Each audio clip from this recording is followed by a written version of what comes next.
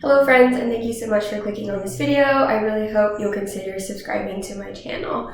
So as you can tell, today's video is a little bit different. I'm going to be going over the 20 books that I read this year and just kind of giving my opinion, rating them, and maybe giving you a couple of new books to add to your reading list for the new year.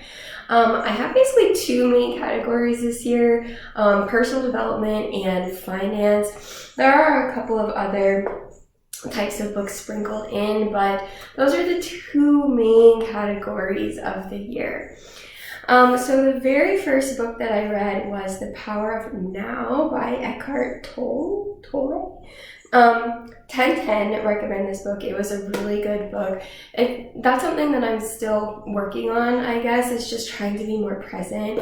I find my mind going like 1,000 miles an hour all the time and not really truly like appreciating the present moment. So that's really what this book is all about. Highly recommend it. I loved reading it. At times it was a bit over my head, but I think the biggest takeaway that I've taken from this book and used throughout this year is that there's only now. Like, there's no good or bad. Everything just is, and it is like the way that you think about it that makes it either good or bad, if that makes sense. So highly recommend this book. 10 out of 10. The next book that I read was The Growth Mindset Coach by Annie Brock and Heather Hunley. This is a teacher's month-by-month handbook for empowering students to achieve. I think the book was good. It had some like good points, but it was mainly, I think, targeted towards like classroom teachers.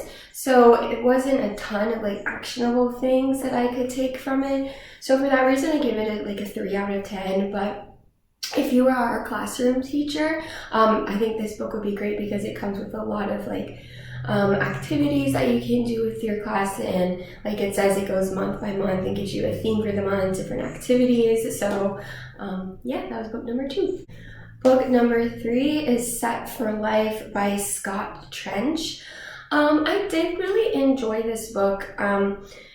He talks a lot about the main thing that I took from this book is about house hacking. If you've never heard of house hacking, it's basically like where you buy a duplex and like you live in one half of it, and then another person or a couple or family, whatever, lives in the other half of it, and then you use their rent to cover your mortgage, which I had never heard before I read this book, and I thought that was an awesome idea and something that I would definitely like to do. However, it's a lot harder to actually put into practice than you think. That was the main takeaway that I took from this book. I read this back in March, so like it's definitely been a while. It's a good book. I'd probably give it like a 5-6 out of 10. Definitely not the best finance book I read this year, but I think it does have some really practical tips. I am not a spender at all. Like, I save pretty much like at least half, more than half of what I make, and I feel like this book was basically telling you to save and how to cut down on costs that I just don't have in the first place. So that's the reason why I would give it that score. Alright, The Millionaire Fastlane was the next book that I read by DeMarco. This book, as you can tell, is very long.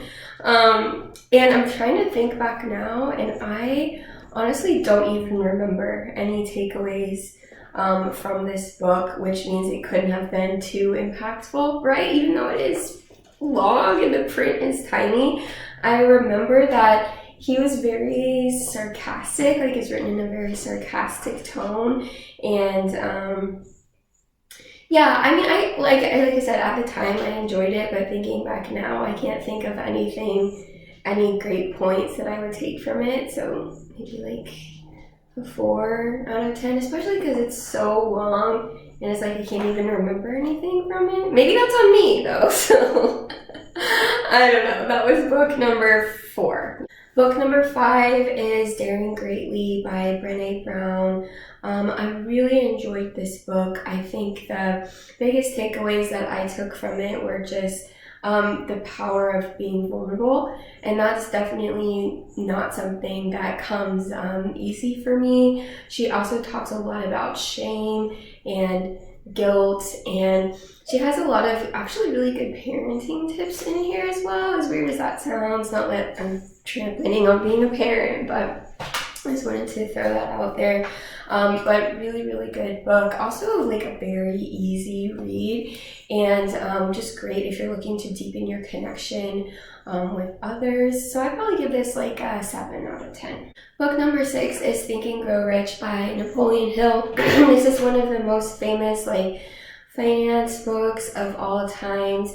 I enjoyed the book. I think it's a bit outdated, obviously. Like it was written, like I don't even know when it was written, like 19 somethings, I'm guessing.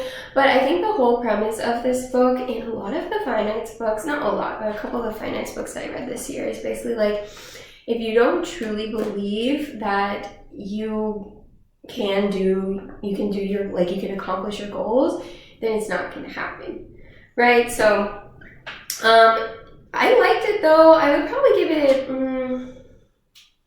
a 6 out of 10, just because it was outdated, and I feel like honestly a lot of the finance books, they say the same things, which is like good because you know it works, but then also like I don't know. But that was book number 6. Alright, book number 7, I don't actually have a physical copy here because I lent it to someone, but it is I Will Teach You to Be Rich. I believe it's by Ramit something.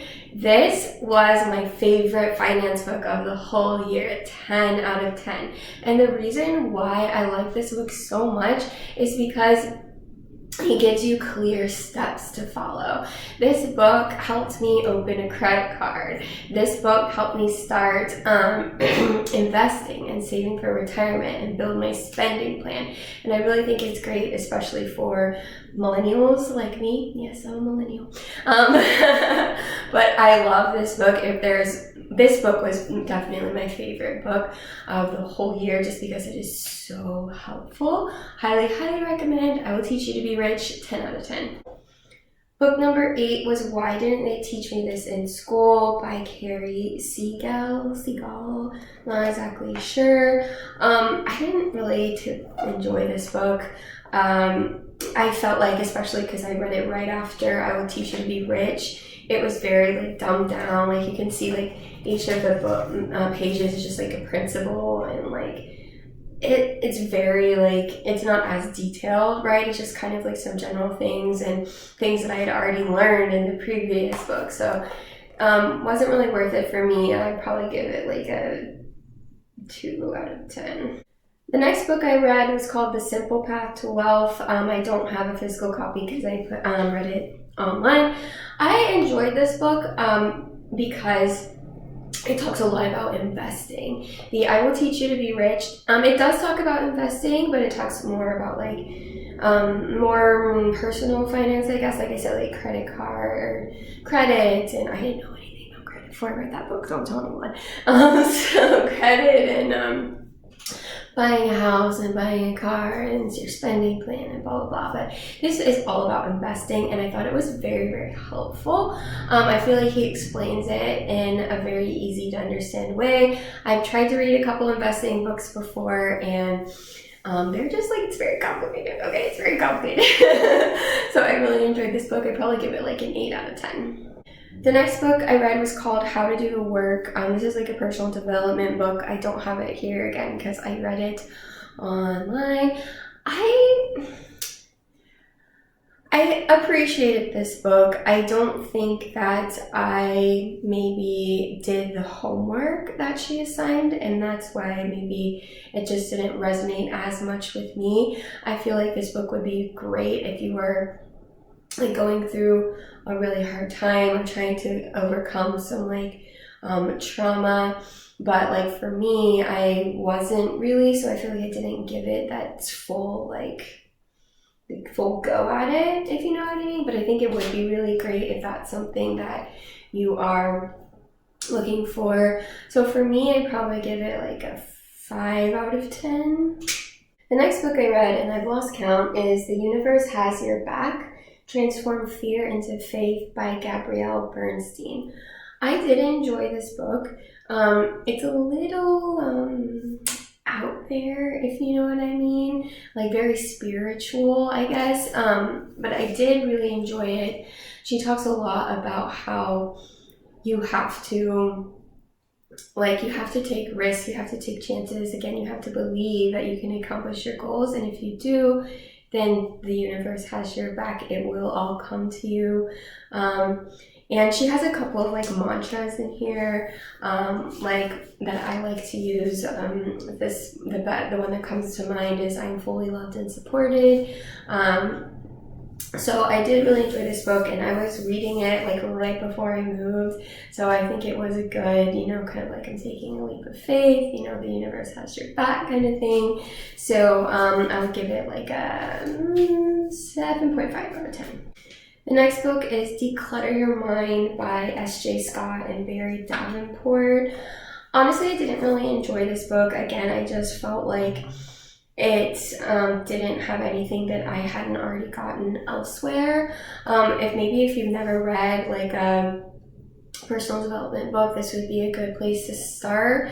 But for me, I just didn't particularly enjoy it. I'd probably give it like a 2.5 out of 10. Alright, the next book I read is this book, The 4-Hour Workweek by Tim Ferriss. This is a pretty popular book, and I honestly didn't like it. I feel like basically the premise is he says that you should start a company that sells a product and then teach that company to basically automate for itself so it can be self-sufficient without you, and then you can do whatever you want, right? Like you can go travel, you can live in different places. He talks about long-term traveling, like living in different places for a couple months at a time, and how that can be even cheaper than like renting a house or apartment here in the United States. And for me, that's just not something that I really want to do. I don't have any desire to own a company that has a physical product. I don't have any desire to travel long-term. Of course I want freedom. Who doesn't want freedom? But I just felt like the steps in this book weren't something that I would particularly follow. So I'm going to give it like a 0 out of 10. I really didn't like it. The next book is The Little Book of Big Lies by Tina Lifford. I loved this book. Again, it's a personal development book, and she basically covers the lies that you tell yourself and how that's like stopping you from reaching your full potential. The thing that stuck with me most from this book was the concept of can't. She says like, it's not that you can't do something, like you physically can do something, right? It's that you don't want to generally. And I was like, wow, I never thought of it that way. She helps you, connect with your inner self, and this is a really inspiring book. I'd probably give it like a 9 out of 10. The next book is The Magic of Thinking Big by David J. Schwartz. I did actually really like this book. It's all about mindset, and of course, the magic of thinking big. And the thing that I took away most from it is like your thoughts control like your day, right? So something that he says is, are you going to let Mr. Triumph or Mr. Defeat win? Like your thoughts, like are you going to think good of yourself and what you're doing, or are you going to think badly? He also says, every morning or every day, smile and say, I feel great today, and it's going to help you start feeling better.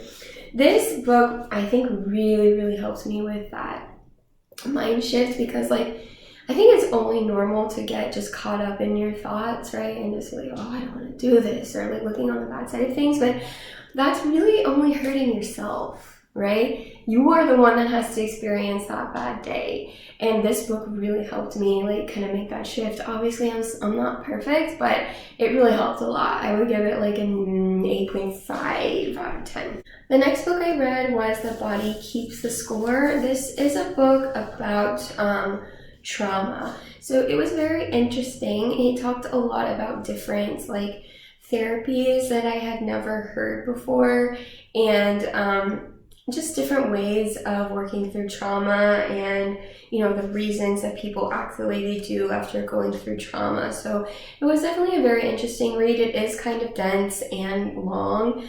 And again, I think it would be more helpful for someone that maybe has gone through a ton of trauma. Not to say that we don't all have trauma, right? But maybe someone that had gone through severe trauma might help find more help with that book. But I enjoyed it. I would probably give it like a 6.5 out of 10.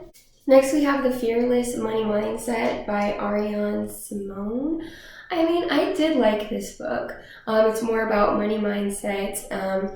And she was basically saying, like, whatever you speak will come to you, and was giving, like, various examples of that. So, again, nothing new that I hadn't heard before, just kind of different stories of how that manifested in her life. Honestly, though, she kind of wrote in, like, an arrogant tone in the book. I mean, I don't know. That's just my thought. But I did enjoy it. I'd probably give it like a 6 out of 10. So it was very short, and I read it in like a week. It's very easy to read.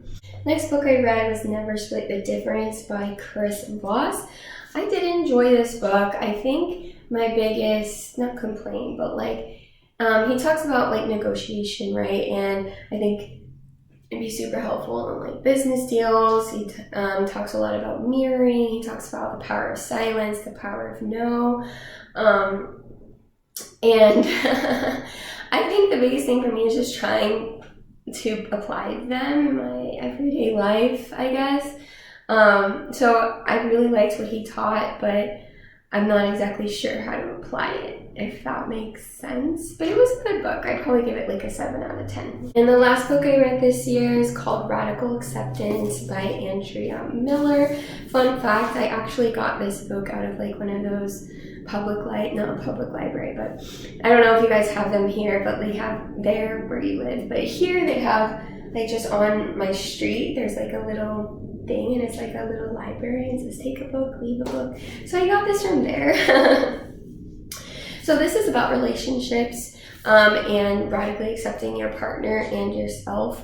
I think that she has a lot of good points and a lot of like very actionable tips, and it's just as much about you as it is your partner. So I did like it. Not like one of my favorites of the year, but I'd probably give it like a 6.5 out of 10. So it's crazy to me that I read 20 books this year. Last year, I believe I read like 15 books, and then that was the first year that I actually started like reading a lot.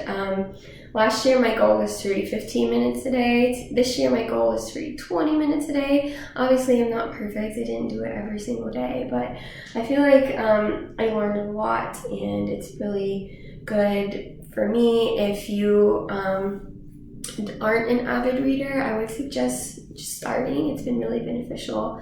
But yeah, I'm gonna leave all the titles of the books down in the comments, and if you have any suggestions of books that I should put on my list for next year, definitely let me know, and thank you for watching.